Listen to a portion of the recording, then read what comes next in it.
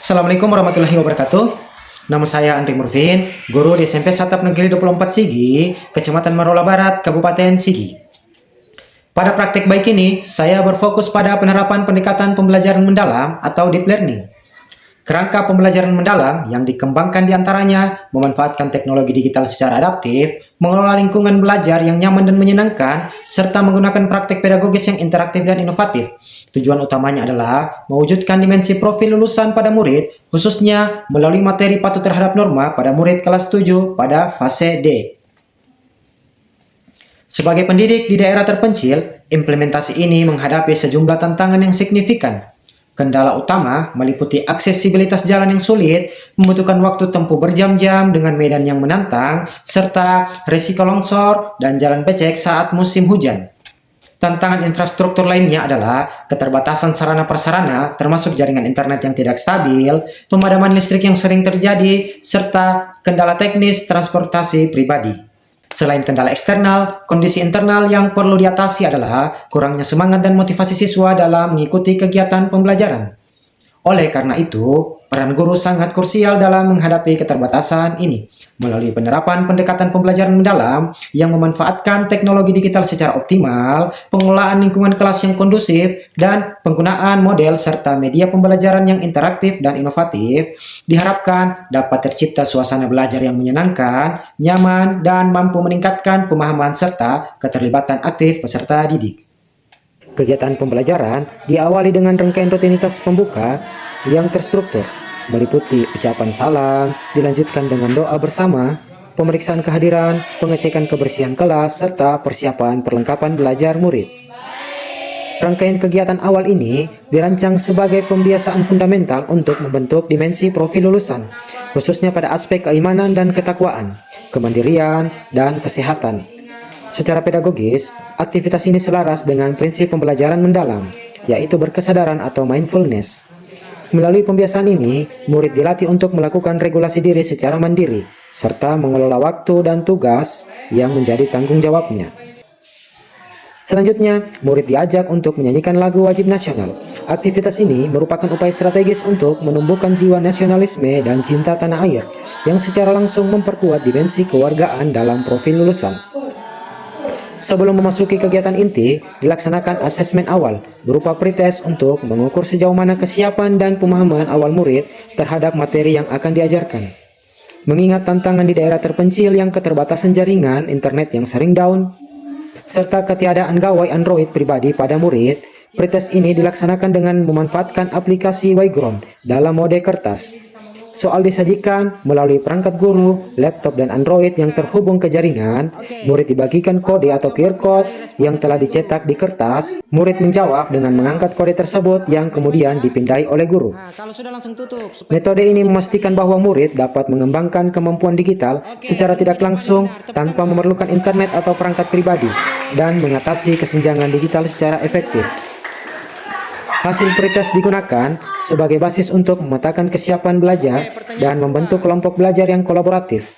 Strategi pembagian kelompok diatur secara heterogen. Siswa dengan nilai pretest tertinggi ditetapkan sebagai ketua kelompok, sementara anggota kelompok berasal dari siswa dengan nilai di bawahnya. Struktur ini bertujuan untuk memfasilitasi bimbingan sebaya dan meningkatkan kontribusi serta semangat kolaborasi seluruh anggota kelompok dalam proses pembelajaran.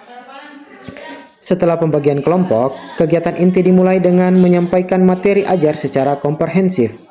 Guru mengawali dengan menjelaskan tujuan pembelajaran, diikuti dengan pemaparan materi patuh terhadap norma.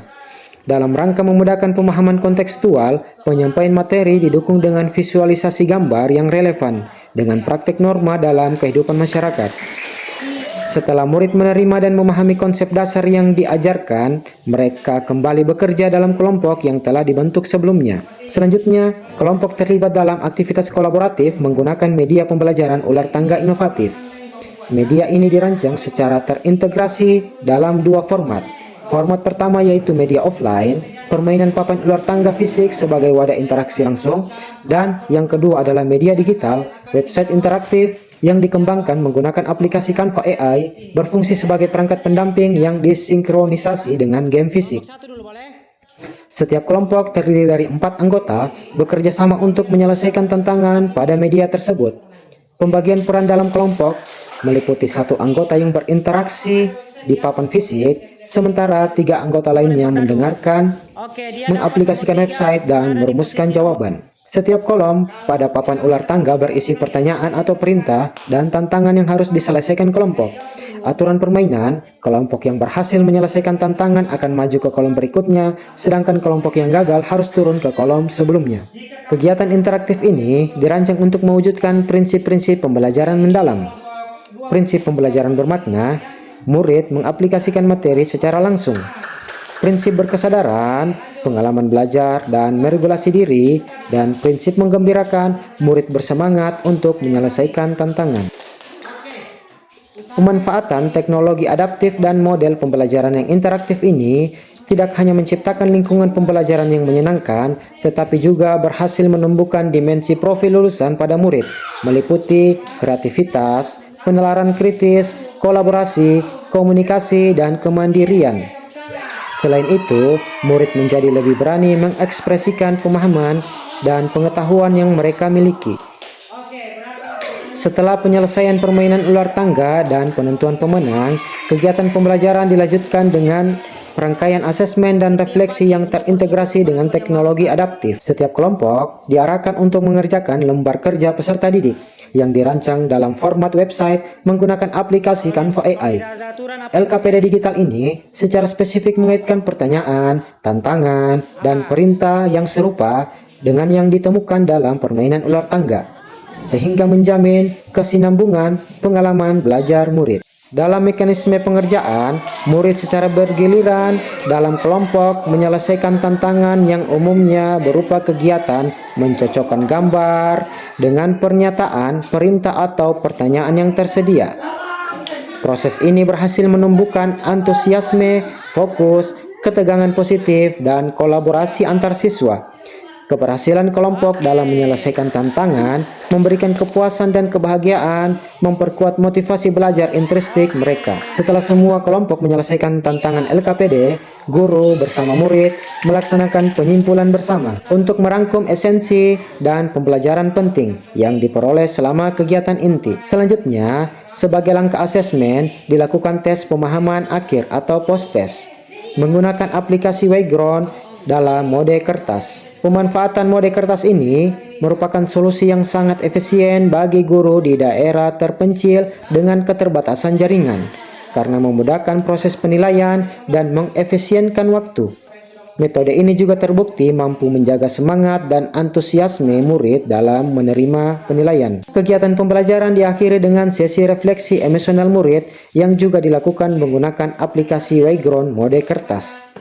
Refleksi ini bertujuan untuk menggali perasaan yang dialami murid selama mengikuti pembelajaran seperti senang, sedih, atau biasa-biasa saja. Informasi mengenai respon emosional murid ini menjadi bahan refleksi yang krusial bagi guru untuk mengevaluasi efektivitas metode pembelajaran yang telah diterapkan, sekaligus menjadi dasar untuk perencanaan dan perbaikan proses pembelajaran di masa mendatang. Penerapan pendekatan pembelajaran mendalam ini menunjukkan hasil yang signifikan dan positif. Ditemukan adanya peningkatan yang substansial dalam semangat dan antusiasme murid selama mengikuti rangkaian kegiatan. Secara akademis, hasil belajar murid secara keseluruhan menunjukkan ketuntasan, memenuhi prasyarat untuk melanjutkan ke materi pembelajaran berikutnya. Demikian pemaparan praktik baik yang telah saya lakukan di SMP Satap Negeri 24 Sigi dengan mengaplikasikan pendekatan pembelajaran mendalam atau deep learning. Praktik ini membuktikan bahwa keterbatasan infrastruktur seperti tantangan jaringan internet, listrik, sarana prasarana yang umum dialami sekolah di daerah terpencil tidak menghalangi penerapan pendekatan pembelajaran yang inovatif dan mendalam. Sebagaimana kutipan filosofis dari Umar bin Khattab, orang yang pesimis akan melihat kesulitan dalam kesempatan, sementara orang yang optimis akan melihat kesempatan dalam setiap kesempitan. Prinsip optimisme ini menjadi landasan utama untuk mengubah tantangan yang ada menjadi peluang untuk meningkatkan kualitas pendidikan. Semoga praktik baik ini dapat memberikan inspirasi dan manfaat yang luas, khususnya bagi rekan-rekan pendidik yang ada di daerah dan kondisi yang serupa. Assalamualaikum warahmatullahi wabarakatuh.